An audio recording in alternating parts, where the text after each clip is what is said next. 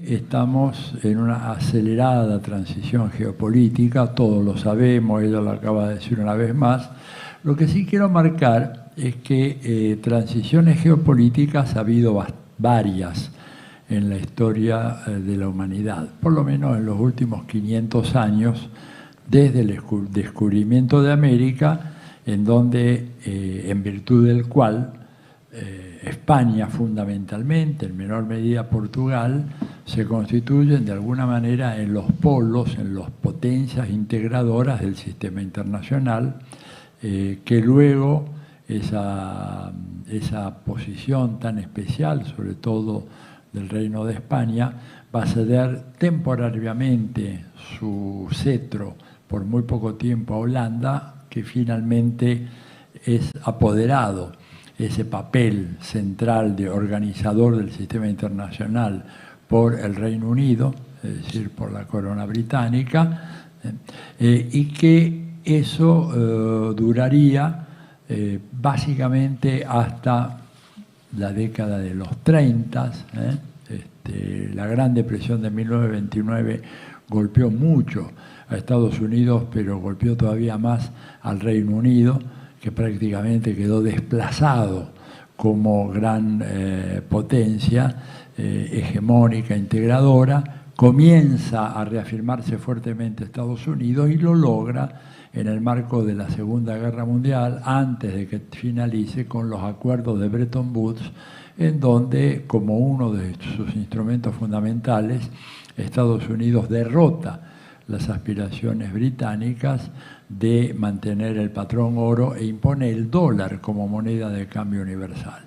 Y esto es tan solo un indicador, ¿verdad?, un síntoma de esa transición hegemónica que se da ya desde Inglaterra, el Reino Unido, a los Estados Unidos. Transición que tiene un momento de auge extraordinario cuando se produce el derrumbe de la Unión Soviética. Estamos hablando del año 1991, fundamentalmente, ¿verdad? Y que da lugar a toda una serie de teorizaciones que hablan del nuevo siglo americano. Hay una literatura enorme en esos años, producida no solamente en Estados Unidos, producida también en Europa y en alguna medida también en América Latina, diciendo que, bueno, el siglo XXI sería el siglo de los Estados Unidos. Y que la hegemonía de los Estados Unidos, que había estado siempre de alguna manera contestada, aunque no neutralizada, pero sí contestada por la Unión Soviética y por algunos otros países en Europa, inclusive en Asia, ¿verdad? En un momento determinado, en los 80, Japón apareció como un país en condiciones de disputar fuertemente con los Estados Unidos en el terreno económico. Bueno, esas peleas, según aquellos académicos norteamericanos, ¿verdad?, habían tocado a su fin. Y el siglo XXI sería el siglo de los Estados Unidos. El derrumbe, ¿no es cierto?, de la Unión Soviética prácticamente dejaba el campo libre. Como sabemos todo, esa historia terminó transitando por carriles muy diferentes. Pero quiero marcar una cosa antes de avanzar en eso que pasó cuando se acaba el unipolarismo norteamericano. Y es lo siguiente: yo les hablé al principio de transiciones, ¿no es cierto?, hegemónicas, transiciones en el sistema internacional. Un rasgo que tuvieron aquellas transiciones es que fueron todas transiciones que se dieron dentro del mismo marco civilizatorio. Fueron transiciones al interior de los países occidentales. Fueron transición que se dio dentro de países que básicamente compartían una serie de valores que tenían prácticamente la misma creencia religiosa, el cristianismo en sus variantes católicas o protestantes, pero era cristianismo al fin, y era básicamente un fenómeno europeo y noratlántico, ¿verdad? El periodo que se abre ahora, que a veces se dice, bueno, ahora hay una nueva transición, es un periodo sumamente especial. En primer lugar, porque no va a haber una sustitución de aquello que fue la hegemonía norteamericana desde los años de la Segunda Guerra Mundial hasta hace un par de años. ¿Qué quiero decir con esto? Quiero decir que el mundo que ya ha emergido, no el que va a emerger, el mundo que ya ha emergido, el mundo que ya ha surgido, ya es un mundo policéntrico, irreversiblemente policéntrico o multipolar, y en el cual no va a haber una hegemonía internacional. Es un mundo post-hegemónico. No va a haber absolutamente ningún país que tenga condiciones de reproducir en este momento, en esta altura del siglo XXI, las condiciones que hicieron posible que Estados Unidos se convirtiese en la superpotencia que dirigía y dominaba sin contrapeso los asuntos mundiales. Piensen cuáles podrían ser los países que podrían reemplazar a los Estados Unidos. Se habla inmediatamente de China. He escuchado por ahí, he visto por ahí, leído por ahí algunas afirmaciones acerca de un supuesto imperialismo chino, etcétera, pero China no tiene absolutamente ninguna de las condiciones que tuvo Estados Unidos como para establecer esa especie de imperio mundial que Estados Unidos logró instaurar a la salida de la Segunda Guerra Mundial. De ninguna manera. Pensemos simplemente en el factor militar. Estados Unidos tiene, por recuento oficial del Pentágono, aproximadamente unas 800 bases militares dispersas a lo largo y a lo ancho de todo el planeta. Es decir, un imperio tiene que tener como una de sus características definitorias esta aplastante superioridad militar. China no la tiene y además no le interesa tener. No le interesa tener. Por ahí después explico un poco más esto. Y China puede tener una enorme gravitación económica. De hecho, hoy es el país que tiene mayor gravitación económica, pero China no tiene otro de los componentes fundamentales para la construcción de un imperio, que es un entramado de instituciones como las que Estados Unidos y sus aliados crearon a la salida de la Segunda Guerra Mundial, que prácticamente hacen que naturalmente las políticas que decide Estados Unidos se impongan en el resto del mundo, cada vez con mayor dificultad en el momento actual, justamente por la declinación económica de Estados Unidos, la declinación económica que es muy fuerte, pero China no tiene nada de eso. Estados Unidos creó un sistema institucional a su imagen y semejanza, sistema de Naciones Unidas, la Organización Mundial del Comercio, la OECD, ¿no es cierto?, el Banco Mundial, el Fondo Monetario Internacional, el Banco Interamericano de Desarrollo. Todo eso, digamos, China no tiene la menor condición, la menor posibilidad de realizarlo. Tampoco tiene Rusia.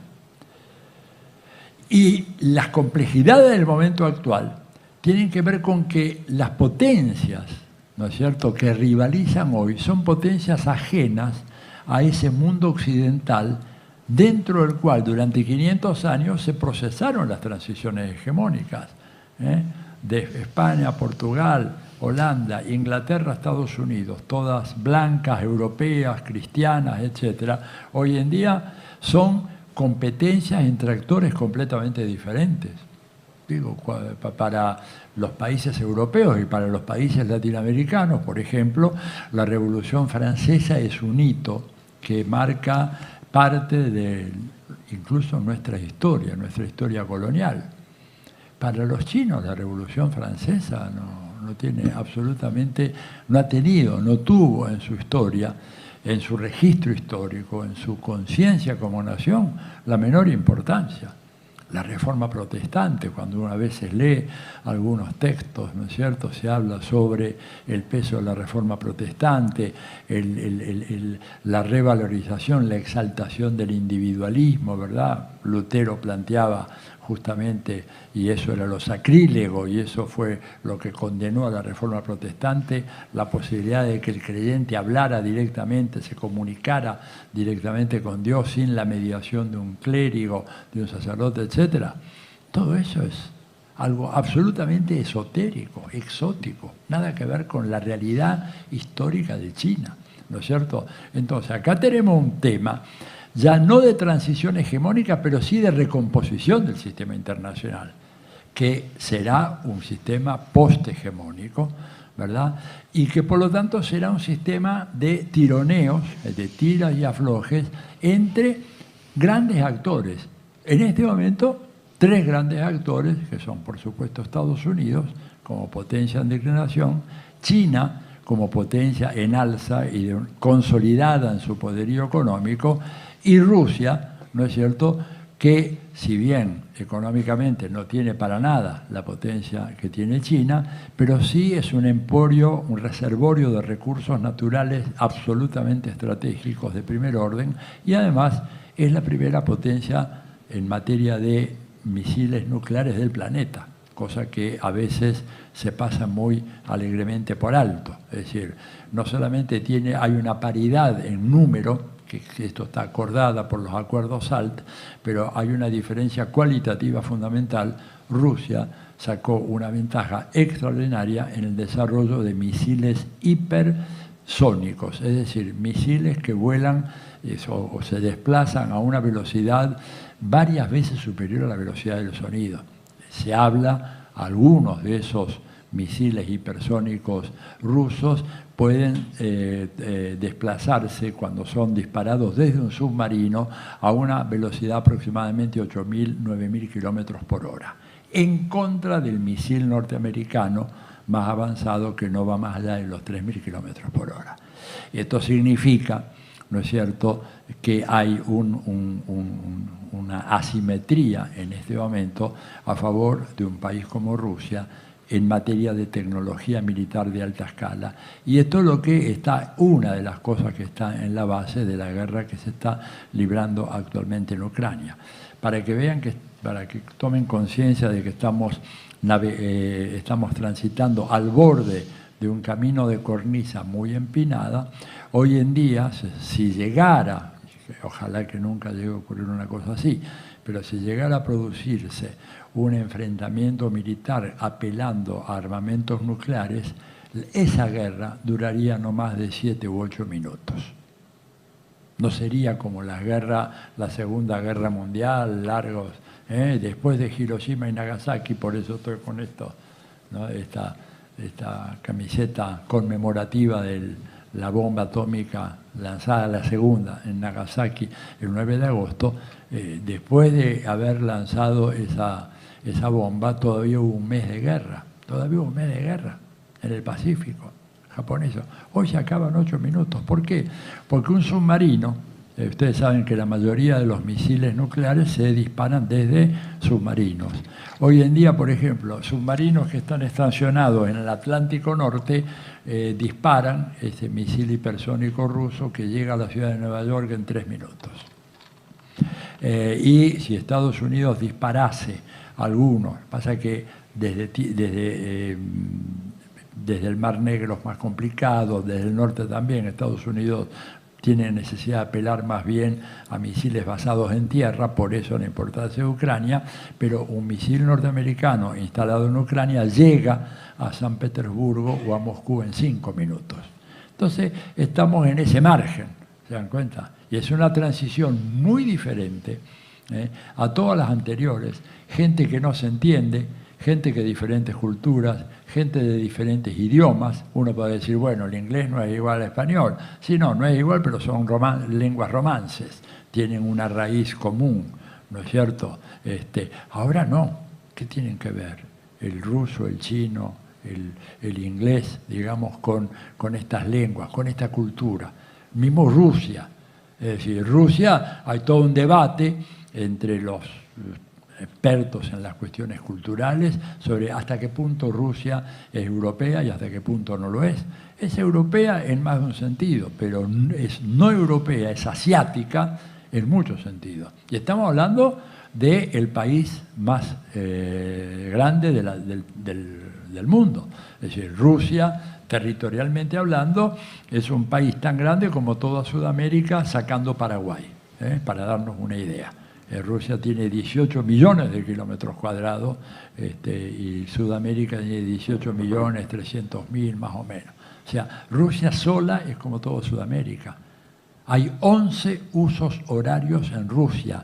Es decir, cuando en el extremo occidental son las 6 de la tarde, en la otra punta, en el extremo oriental, ya están en las 7 de la mañana, en un mismo momento.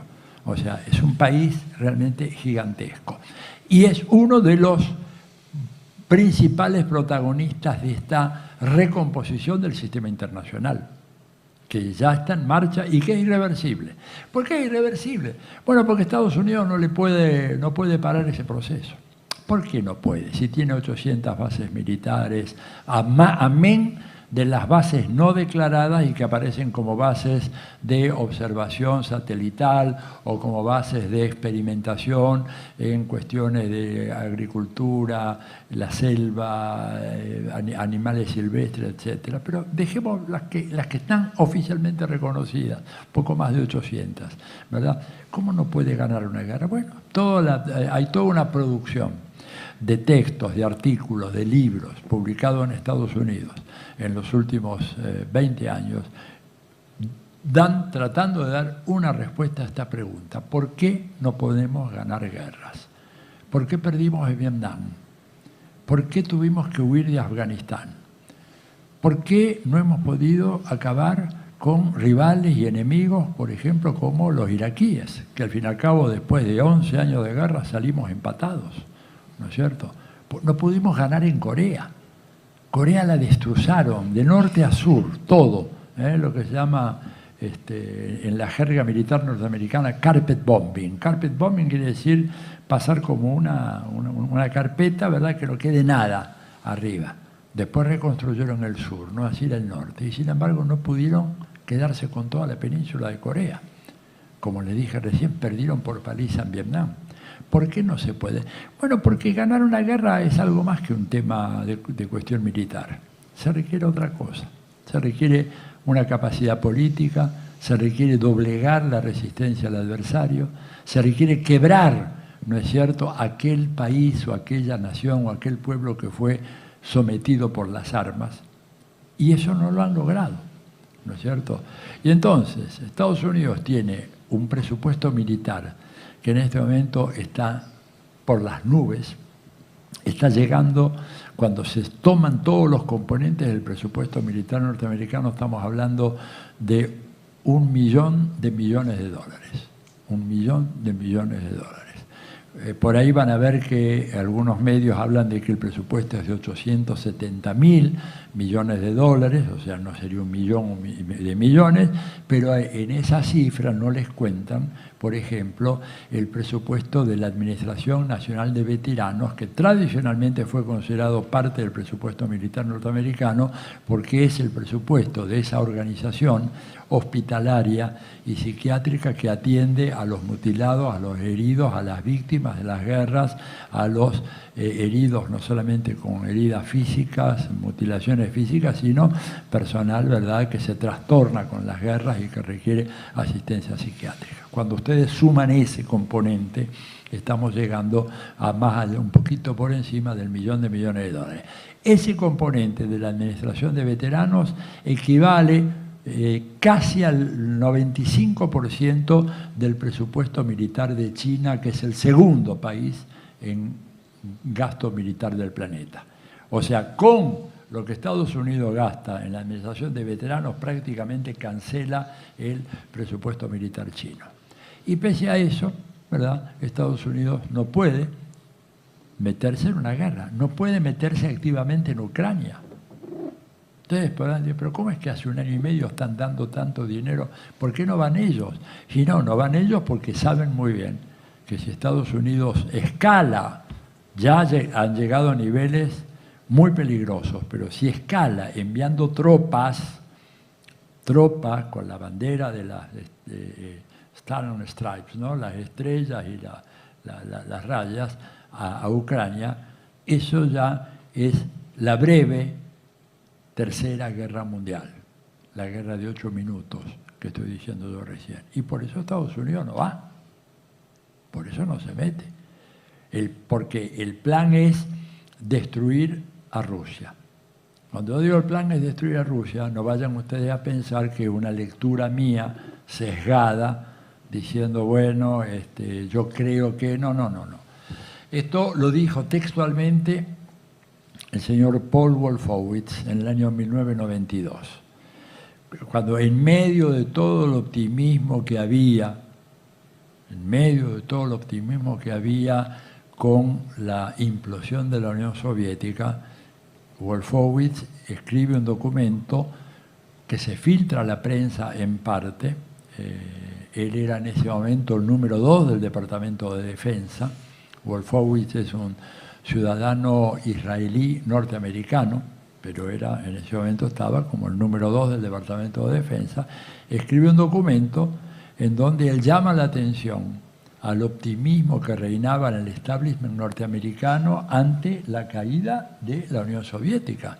Y dicen, está muy bien que Rusia no sea comunista ahora, pero Rusia sigue siendo un país demasiado grande, un país que tiene demasiados recursos minerales estratégicos, tiene oro, tiene uranio, tiene gas, tiene petróleo, tiene el mayor acuífero de agua dulce del planeta, el acuífero siberiano, y tiene un tamaño descomunal, de manera tal de que aún siendo una potencia capitalista amigable de los Estados Unidos, Rusia por su gravitación va a ser un obstáculo a cualquier proyecto que Estados Unidos quiera desarrollar en Europa.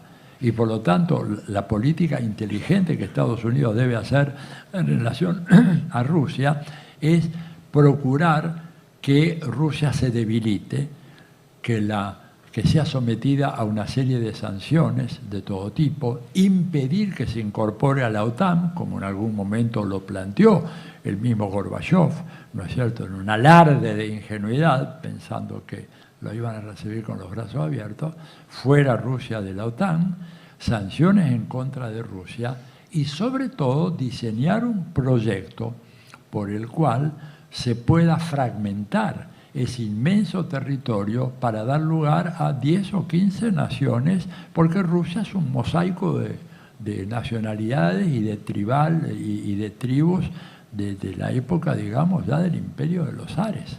Entonces a Rusia hay que desmembrarla, es demasiado grande, ¿verdad? Y eso se filtró a la prensa. Y cuando ustedes miran la política que Estados Unidos hizo en relación a Rusia desde aquellos años, fue exactamente esa política. Sanciones, ataques, agresiones diplomáticas, no ingreso a la OTAN, aislamiento, desplazamiento de la OTAN hacia el este, hacia la frontera rusa, a pesar de que habían todos jurado, estos mentirosos de Helmut Kohl, Tony Blair, Bush, etcétera, asegurándole a Gorbachev y después a Yeltsin de que la OTAN no se desplazaría, y la palabra fue una pulgada en dirección al este. Se desplazaron no una pulgada, cientos y en algunos casos miles de kilómetros, está toda la OTAN metida en la frontera con Rusia, excepto desde dos países, Bielorrusia por una parte y Ucrania, que tradicionalmente Ucrania se mantuvo, ¿verdad?, una posición neutral, porque Ucrania en gran parte ha sido de Rusia. A ver, la Iglesia Ortodoxa rusa tiene su Vaticano en el Kiev. ¿Por qué? Porque Ucrania y Rusia eran prácticamente lo mismo. Y esto lo dice Solzhenitsyn, que no es un autor que uno pueda acusar de ser o comunista o prosoviético, nada de eso. Pero Solzhenitsyn siempre dijo que Rusia tenía que reintegrar a su patrimonio territorial aquellas partes de Ucrania que eran las partes que hoy conocemos como el Donbass, que habían sido históricamente rusas. Y lo mismo dice Kissinger, otro autor insospechado de simpatías con Putin, porque mucha gente a veces me escucha hablar y si yo no cito la fuente piensa que son ideas mías, que realmente... No, digo, Solzhenitsyn y Kissinger planteando que esa parte de Ucrania es Rusia y que por lo tanto debe ser reincorporada a Rusia, ¿no es cierto? Es rusófona, ruso parlante, en fin. Esto era hasta el año 2014, cuando Estados Unidos organiza un golpe de Estado y acaba con un gobierno, con uno de los varios gobiernos ucranianos que existieron después del derrumbe de la Unión Soviética y que siguieron teniendo buenas relaciones con Rusia por muchísimas razones, empezando por esto de la Iglesia Ortodoxa y siguiendo por muchas cosas más. Pero, a ver, porque no me quiero extender, ¿de cuánto tiempo tengo todavía? Decime. No, puedes estar 10 minutos más. Sí, bueno, ahí voy entonces.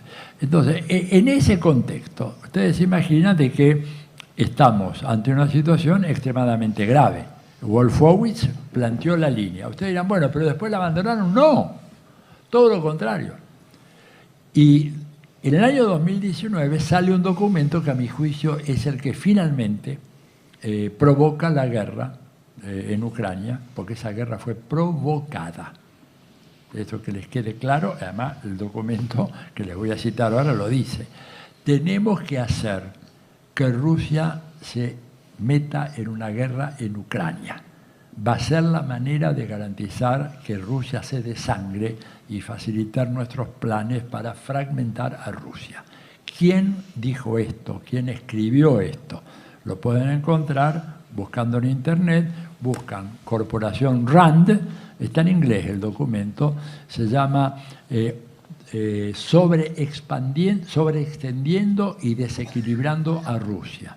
Y entonces ese documento de la RAND, cuando digo la Corporación RAND, digo una agencia del Pentágono de los Estados Unidos, una superagencia.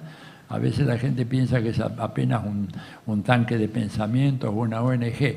La RAND es casi una universidad, emplea a unos 1.800 personas, de las cuales más del 90% son académicos, y en su gran mayoría doctores, si no son doctores son magísters en las más distintas disciplinas.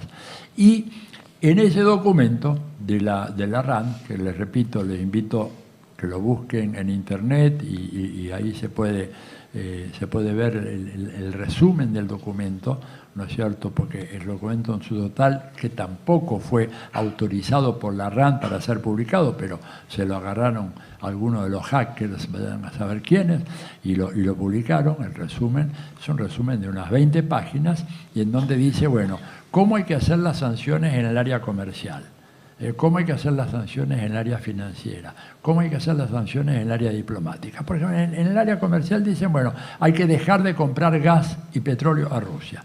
Europa tiene que acabar con su dependencia del petróleo y del gas ruso.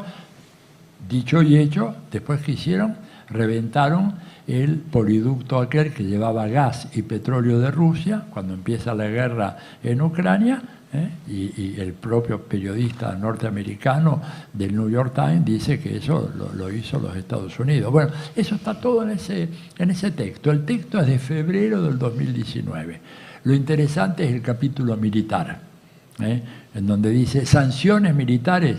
Lo primero que dicen, instalación de armas de destrucción masiva en la frontera entre Rusia y Ucrania. Está dicho, escrito así como yo se lo estoy diciendo ahora. Y es evidente que, como dijo Putin, todos los países del mundo deben tener derecho a su seguridad nacional, pero parece que en este orden mundial basado en reglas, como es el orden mundial este que se ha venido derrumbando ahora, todos los países tienen ese derecho menos Rusia. Rusia no tiene derecho a la seguridad nacional. Y esto lo avala inclusive un profesor norteamericano como John Mearsheimer, profesor de la Universidad de Chicago, que cuando se produce la intervención militar de Rusia en Ucrania, escribe un artículo diciendo que él celebra la sangre fría y el carácter cerebral de la dirigencia rusa. Dice, porque si Estados Unidos hubiera sido víctima de algo como lo que ocurrió en el 2014 en Ucrania, en México, por ejemplo, que Rusia hubiera hecho una operación militar para destituir a un gobierno proamericano en México, lo hubiera sustituido por un gobierno anti-norteamericano en México y hubiera plantado tropas en la frontera en Tijuana, entre Tijuana y San Diego, Estados Unidos no hubiera reaccionado con la sangre fría con que reaccionó Putin ante esa provocación. Y ojalá que no pierda el temple y no vaya a ser reemplazado por algún nacionalista pan-ruso que puede llegar a ser no tan cerebral como Putin y estar dispuesto a apretar los botones nucleares sin pensarlo 10 veces.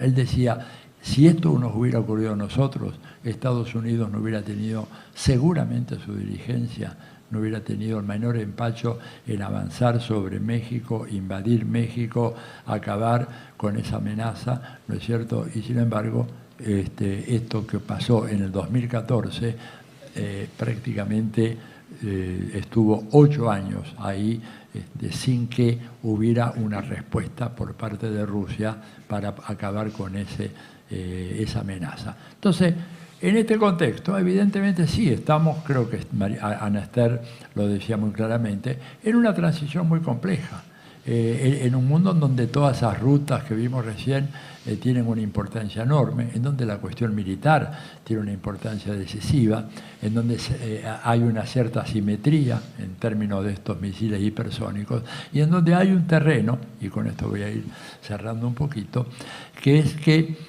toda esta estrategia, ¿verdad?, para evitar la consolidación de un orden multipolar y hacer posible la restitución del viejo imperio americano, que eso es absolutamente imposible, pero lo van a intentar, tiene un fundamento económico y científico muy importante. Y es que Estados Unidos, como lo reconoció el expresidente Jimmy Carter, perdió la carrera de las nuevas tecnologías en relación a China. Perdió. Este es el tema, ¿no es cierto? Podríamos hablar horas de esto, les doy simplemente unas cifras que son sumamente elocuentes. Primera cifra, número de graduados en ciencias de la computación y en ciencias de ingeniería en Estados Unidos y en China. En el año 2000, estos dos países graduaban aproximadamente la misma cantidad de estudiantes, unos 200.000 por año, cuando es el año 2000. En el 2018, China graduaba 1.250.000 y Estados Unidos seguía graduando 200.000. Es decir, multiplicó por 6 China el número de sus graduados y esto es lo que explica, ¿verdad?, la ventaja que China le ha sacado a Estados Unidos en materia de registros de patentes de alta tecnología en materia de informática. Hasta el año 2013-2014, China no figuraba en los informes de la Oficina de Patentes y Marcas de Basilea, que publican anualmente qué países, científicos de qué países y en qué países están registrando estas nuevas patentes en las disciplinas más avanzadas. Sin embargo, a partir del 2014, China empieza a ganar terreno y hoy en día prácticamente duplica el número de patentes que tiene Estados Unidos en todas las nuevas tecnologías de la informática, de la robótica, de la inteligencia artificial. Este es el problema, o uno de los problemas, ¿verdad? Estados Unidos está perdiendo terreno ahí. Les doy una nota de color. Los otros días estaba chateando lo conozco hace muchos años, con Noam Chomsky. Chomsky está viviendo ahora en Phoenix, en los suburbios de Arizona. Y en un momento determinado se corta la comunicación. Y bueno, la restablezco. Y digo, ¿qué pasa? Y dice, no, es que acá esto se corta muy a menudo, porque todavía tenemos la tecnología 4G. Y el gobierno norteamericano no quiere adoptar la tecnología 5G porque dicen que eso sería darle todos los datos, ¿verdad?, los famosos Big Data, al gobierno chino. Por eso yo de repente, chateando con cualquiera, y se corta igual que acá en la Argentina, ¿verdad? ¿Qué les revela? Ahora, estamos hablando, Phoenix no es una ciudad cualquiera, una de las ciudades más importantes del sudoeste de los Estados Unidos. Se le corta la comunicación, ¿verdad?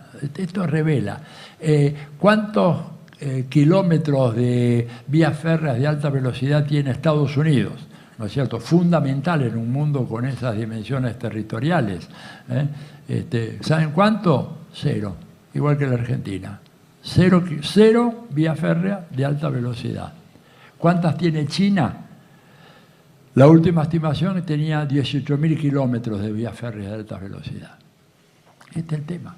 Este es el tema. Y el último dato, ¿verdad? Para darnos cuenta por qué la obsesión de China y por qué ahora la OTAN, Organización del Atlántico Norte, dice que el foco de su actividad está ahora centrado en el Mar del Sur de la China, porque el enemigo a vencer es China, por la ventaja tecnológica de China, por el hecho de que China hoy es primer socio comercial, financiero o inversionista de 144 países en este planeta, cosa que jamás alcanzó Estados Unidos, ¿no es cierto?, a lo largo de toda su historia. Entonces, ante esta combinación, ¿cuál es el diseño? Es desangrar a Rusia, fragmentar a Rusia. Si se logra este objetivo a partir de la provocación de la guerra de Ucrania y una Rusia fragmentada o desangrada, China queda al descubierto en su frontera norte, la frontera con Rusia, y nosotros, los norteamericanos, la frontera sur marítima la tenemos todas cubiertas con varias flotas. La flota del Mediterráneo ya la trasladaron allá, hay 2 flotas de guerra en el Mar del Sur de la China, y las bases militares y navales y aeronavales que tenemos rodeando todo el sur de China. Por eso China está tan jugada con Rusia en la guerra de Ucrania. China puede sacar una declaración condenando la invasión, la soberanía, etcétera, pero está ahí absolutamente atrincherada por interés propio, porque saben que Estados Unidos, en el fondo, y además los documentos del Consejo de Seguridad Nacional de Estados Unidos aseguran de que hay 2 países que son una amenaza para los Estados Unidos. Dice, uno es Rusia. Rusia quiere cambiar el orden mundial, pero no tiene fuerza para hacerlo. En cambio, China quiere y tiene la fuerza para hacerla. Por lo tanto, el enemigo fundamental es China. Bueno, esta es la transición en la cual estamos metidos en este momento y que he tratado de sintetizar en sus rasgos más generales y en el menor tiempo posible. Muchas gracias.